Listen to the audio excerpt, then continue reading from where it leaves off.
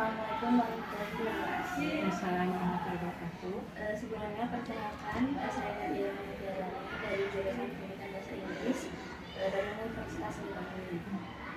Sebelum memulai ke wawancara, saya izin untuk merekam. Boleh.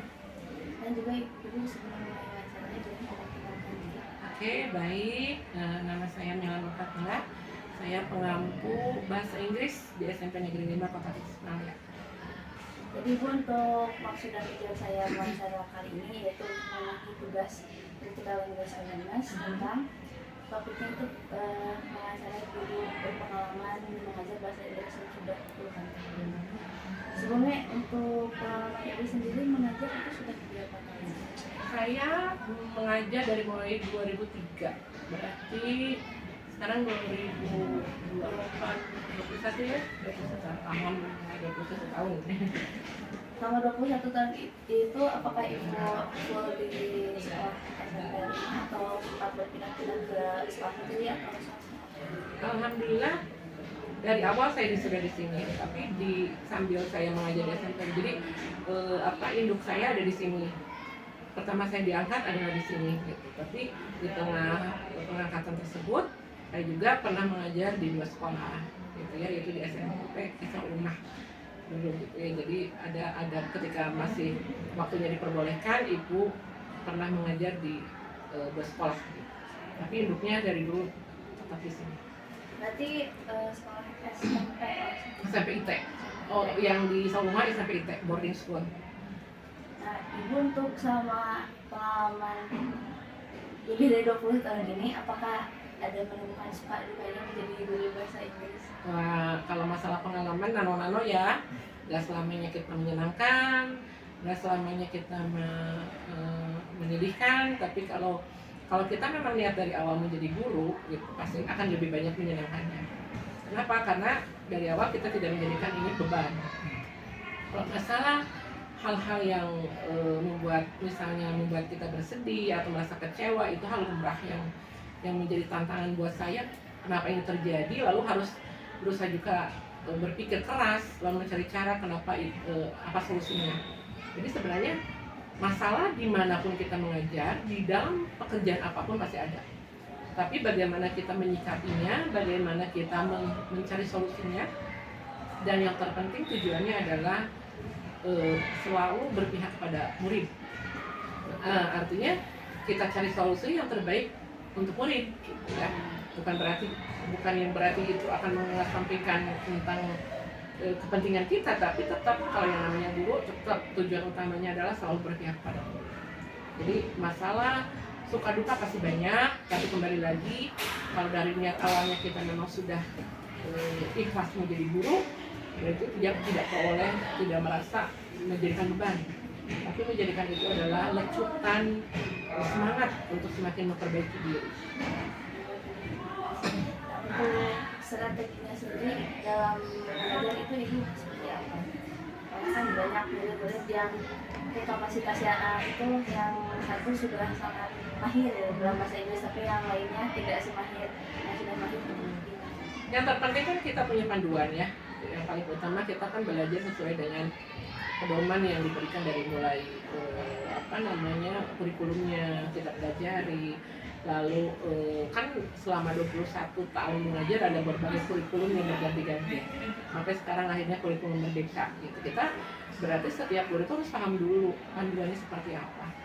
Nah, setelah panduannya kita memang memahami, maka kita akan harus mempersiapkan segala sesuatunya untuk nanti kita tampil di kelas.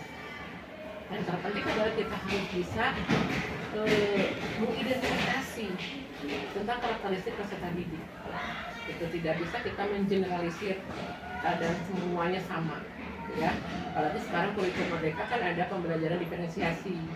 Berarti kita mengajar sesuai dengan kebutuhan murid, kita mengajar sesuai dengan profil murid, kita mengajar sesuai dengan minat dan bakat murid. Itu memang tidak mudah untuk kita menerapkannya secara pendekatan personal, gitu ya. Tapi kita sekali lagi bisa berstrategi, gitu. Artinya, misalnya kalau kita mau pertama awal memberikan pembelajaran kan bisa ada asesmen diagnostik, misalnya dengan pretest untuk memetakan kemampuan siswanya sejauh mana.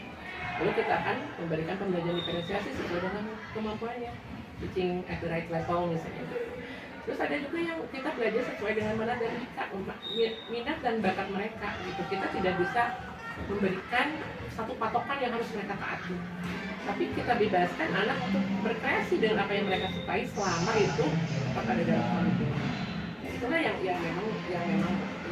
yang terpenting dari seorang guru adalah memahami karakteristik peserta didik. Jadi strateginya baik lagi gimana muridnya. Iya, jadi setiap apa kebutuhannya. Iya, jadi setiap guru itu harus bisa menganalisis bagaimana karakteristik peserta didiknya, baru kita akan bisa membedakan penanganannya harus seperti apa. Selama ibu mengaplikasikan strategi itu, apakah pernah menemukan satu kesulitan mengajar? Oh, pasti ada. Ya berliku-liku kan. Ketika menerapkan kita pola pembelajaran yang baru, strategi yang baru, tidak semua siswa gampang menerima gitu ya. Misalnya sekarang dalam pembelajaran diferensiasi kan ada 3 diferensiasi ya, konten, proses, dengan produk gitu ya. Untuk menerapkannya ketiganya dalam satu pertemuan itu susah gitu. Makanya kita ambil dulu yang secara bertahap. Ketika diferensiasi konten, ya kita berikan sajian materi yang sesuai dengan gaya belajar mereka. Ada yang audio, ada yang visual, ada yang kinestetik gitu. Ketika kita sudah melakukan assessment geometri tentang gaya belajar mereka, kita bisa memberikan keragaman dalam memberikan konten pembelajaran. Itu yang diferensiasi konten. Proses pun sama gitu. Ketika anak-anak kelihatan anak-anak sukanya belajar di luar, sukanya belajarnya sambil selonjoran, bukan berarti kita mau mengarahkan anak untuk tidak sopan. Zaman sekarang bukan lagi zaman anak harus duduk kaku gitu ya sampai sidapak, lurus mata ke depan ke guru. Jadi sekarang kita bebaskan anak untuk kamu mau mengerjakannya di bawah lantai pakai tikar silakan, yang terpenting mereka tetap sopan. Atau mau mengerjakannya di depan kelas, mengerjakannya di atas meja, yang terpenting mereka tahu apa yang harus mereka lakukan. Itu saya prosesnya diferensiasi. Lalu diferensiasi produk, kita bisa memberikan keragaman produk apa yang mereka buat dengan tidak mematok harus seperti ini. Anak yang bakatnya menyanyi bisa mendeskripsikan satu benda dengan lagu. Anak yang punya bakatnya menggambar bisa misalnya membuat deskripsi dengan ditambahkan gambar gitu. Anak yang pandainya role play bisa sambil membuat drama untuk menceritakan tentang deskripsi sesuatu lalu direkam. Jadi itu kan bervariasi banget gitu. Akhirnya anak tidak dipaksa untuk satu kotak, tapi silakan anak melakukan apa yang mereka suka selama tidak keluar dari koridor yang sudah kita sepakati. Selama mengajar ini ada nggak Bu momen yang mungkin teringat sangat memorable sama mengajar yang bikin Ibu terharu sampai sekarang? Banyak sih, setiap tahun banyak kejadian yang lumayan touching gitu ya ke hati ibu gitu. Karena kan mungkin Bu Nadia dan Pak Rizky pernah juga ikut bersama saya. Pertama kan saya itu nggak bisa marah. Anak-anak saya itu sangat menjauhi marah. Anak-anak saya mau bonding dengan dia.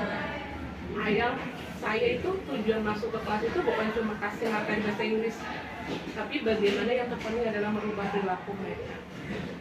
Mereka itu akan berubah perilakunya bisa dengan dua cara. Kita marah atau kita dengan cara yang humble. Kalau kita marah merubah perilaku orang, mereka berubah di depan kita, tapi berubahnya hanya untuk sesaat. Dan mereka akan terpaksa berubah. Tapi ketika kita memang melakukan perubahan karakter mereka dengan cara yang humble, membuat mereka tidak takut pada kita, seperti tadi juga dilihat, itu mereka lagi pendampingan saya dengan anak-anak. Saya panggil anak satu orang, ngobrol bareng, curhat bareng, sambil ketawa-ketawa. Padahal itu di dalamnya itu ada motivasi yang lagi saya tanamkan di karakter mereka. Artinya tujuan saya mengajar bukan cuma deliver English content gitu ya, tapi justru tujuan saya paling utama adalah mengubah perilaku mereka. Yang tadinya baik semakin baik, yang tadinya kurang baik menjadi baik, dan mereka tidak takut dengan kehadiran kita. Karena yang paling bagus itu kalau itu apa guru atau bukan S1 atau S3 atau banyak gelarnya atau banyak prestasinya, tapi the best itu adalah yang ditunggu anak di kelas. Dan ketika kita tidak udah ibu mana, dan ketika kita tidak masuk kelas ditanya-tanya kenapa ibu tidak masuk, berarti itu sudah berhasil, itu the best. Itu jadi membuat kan namanya bahasa Inggris itu kan soal materi yang anggap sulit. Kalau kita yang sudah datang ke kelas dengan mimik yang menakutkan, dengan kata-kata yang keras, dengan bahasa yang kasar, bayangkan gitu, mereka bisa nyaman belajar dengan pelajaran yang mereka anggap sulit. Nyamankan dulu mereka, dekati dulu, nah, itu yang terpenting. Jadi paling penting adalah berupa perilaku pada saya, ya. Jadi tujuan saya. Dan kalau masalah pengalaman yang paling memorable banyak, karena saya pernah ngajar di satu kelas yang awalnya ngajar dan memegang wali kelas sekaligus. Yang awalnya kelas itu di dalam tanda kutip dianggap paling onan. Jadi saya ingat itu 8J namanya. Dulu tidak ada kelas 7, dulu tidak ada kelas 8J sebelumnya.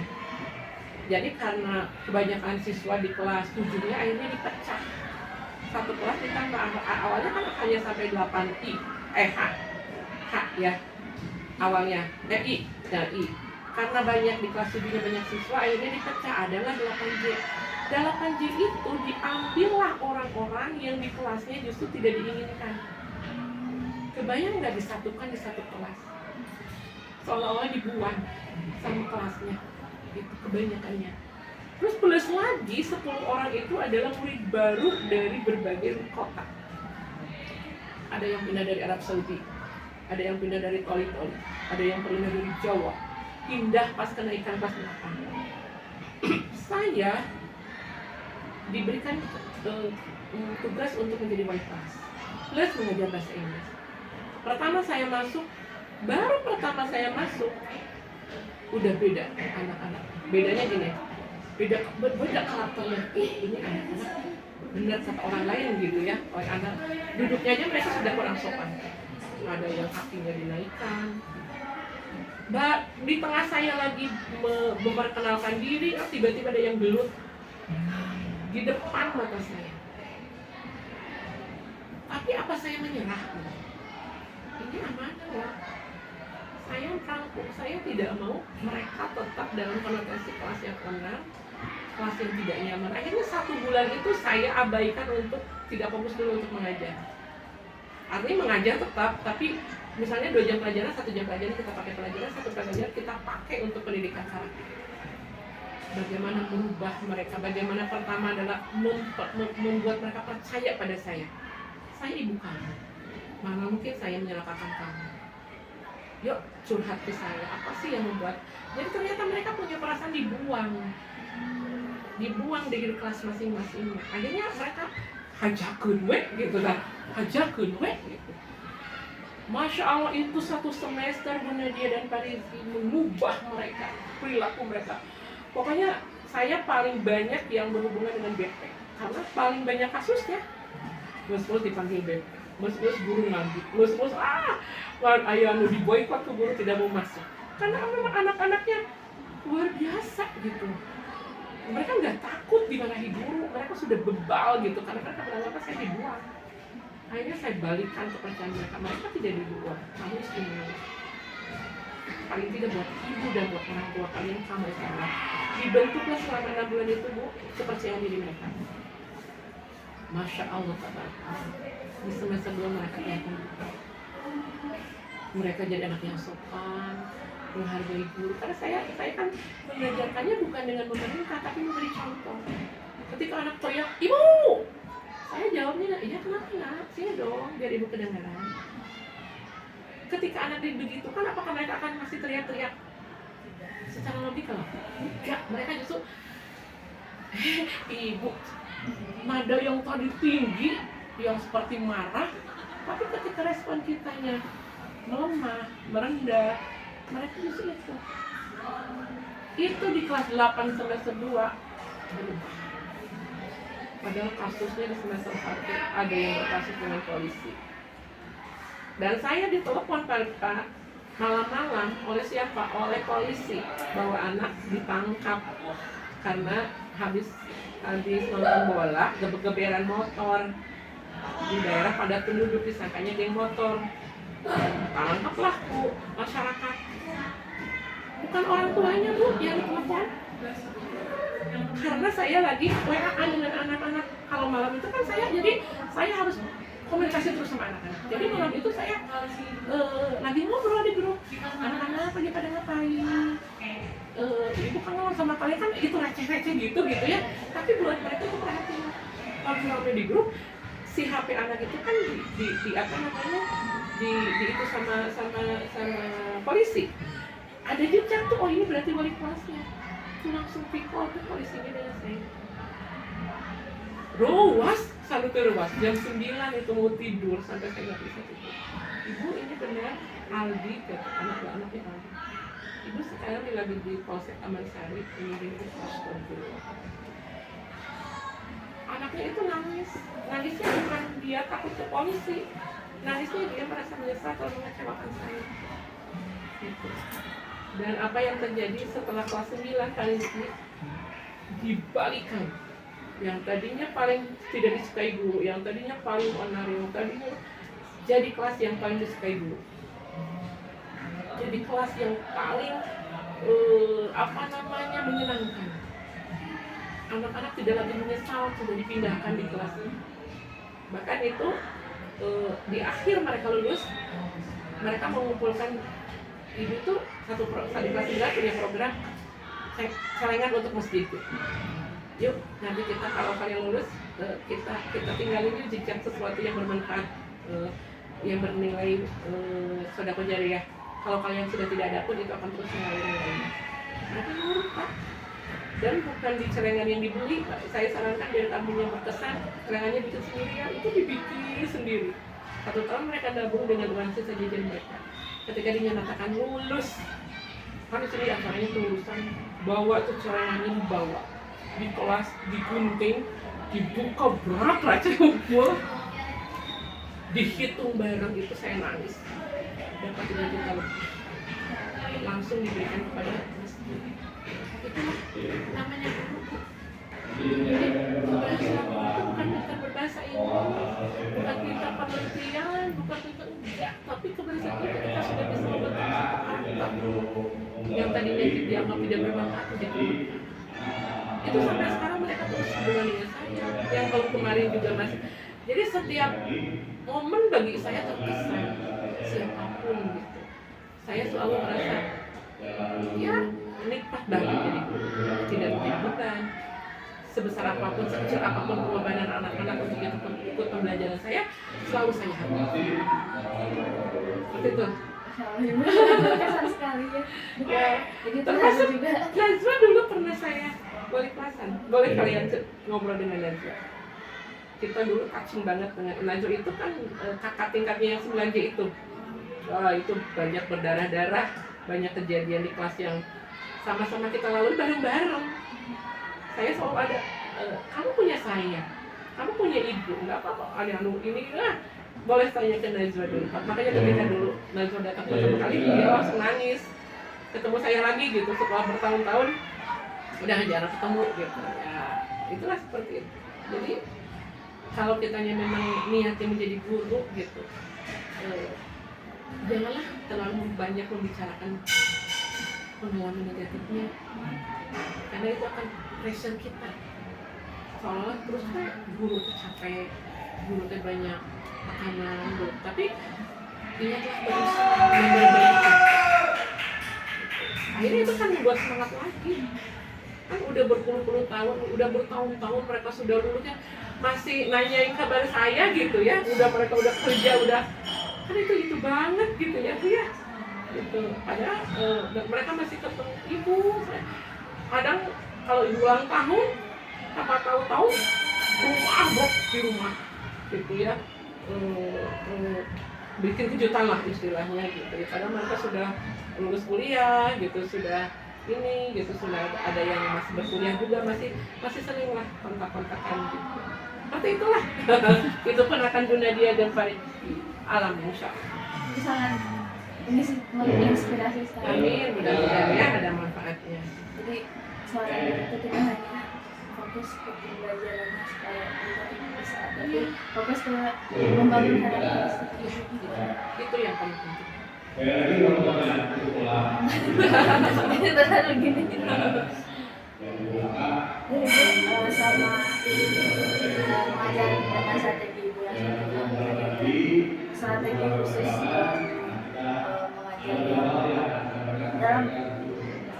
dalam keterampilan berbahasa seperti strategi dalam mengajar writing, reading, speaking, dan listening. Apalagi sekarang kita buat presenting sama jadi kalau sekarang kan tidak dikotak-kotakan seperti itu ya, tapi itu hanya dijelaskan secara prosesnya. Ketika kita misalnya mengajarkan listening, mereka dibiasakan untuk listen terus, mendengarkan terus, lalu nanti repeating gitu.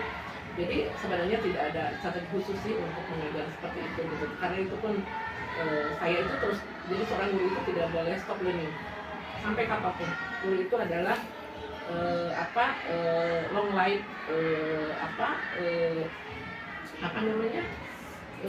harus benar-benar long life learner. Berarti benar-benar sepanjang masa, harus sepanjang hidup kita belajar. Saya 21 tahun mengajar, tapi saya masih belajar. Gimana saya suka baca model pembelajaran yang cocok untuk mengajarkan listening, model pembelajaran strategi apa yang cocok untuk belajarkan ini gitu.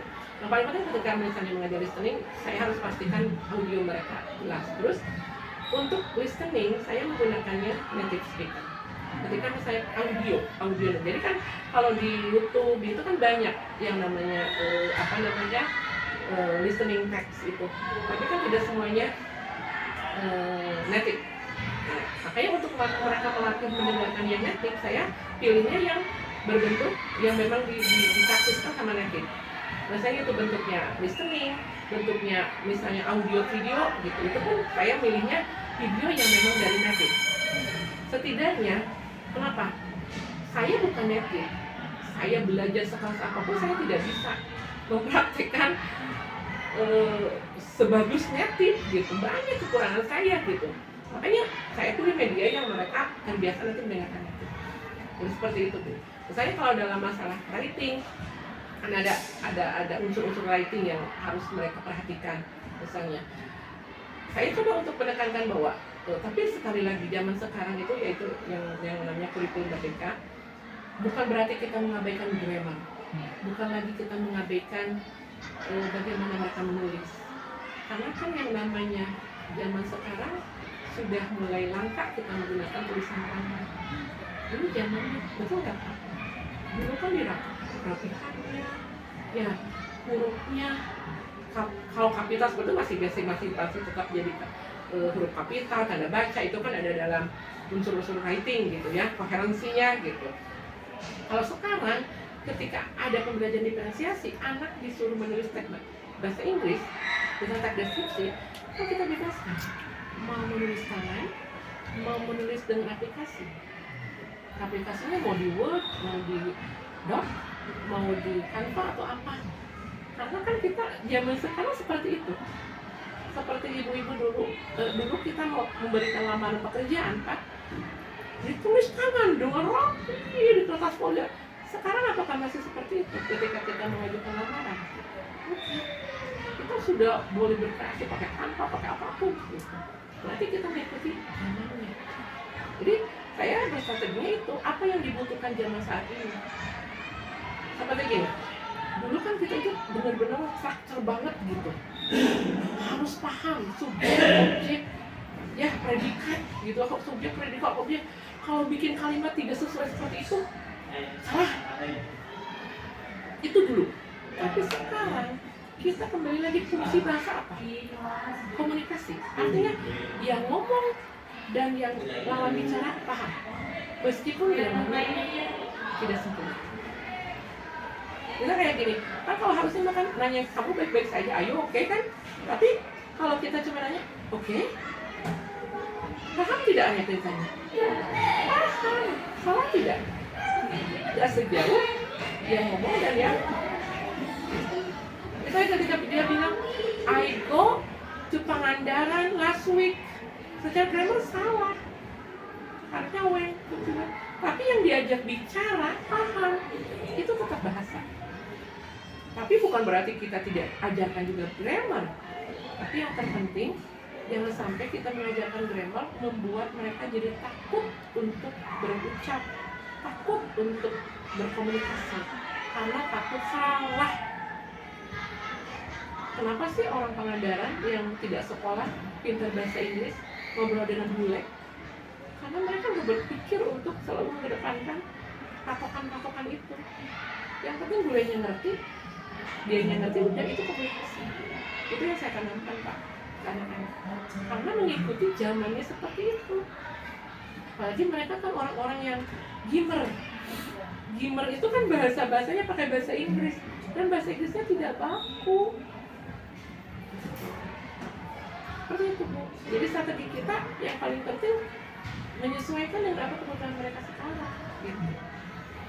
Seperti yang tadi menulis, tidak lagi kita harus dipatokan nulis itu harus tulisan tangan. Dulu mah kan harus huruf sambung. Ya, harus sambung rapi. Gitu. Gitu. Ya seperti itu. Baik Ibu, itu pertanyaan dari untuk masalah ini. Terima kasih, menginspirasi sekali untuk saya. Mudah-mudahan bermanfaat ya. Untuk saya calon dulu. Insya Allah. Mudah-mudahan yang terpenting adalah sekali lagi jangan ketika kita melihat satu hal, bandingkanlah kebaikannya dengan keburukannya. Lebih banyak mana? Kalau banyaknya lebih kebaikan, jalani itu. Tapi kalau banyaknya ternyata keburukan, tinggalkan itu. Dan untuk menjadi guru, yakin pasti akan lebih banyak, sangat lebih banyak kebaikannya daripada keburukan. Ya, gitu. Semangat ya. Harus jadi guru. Ya. Ya. Ya. Baik Ibu, terima kasih. Sama-sama. Oh, akhirnya saya Ya. Baik,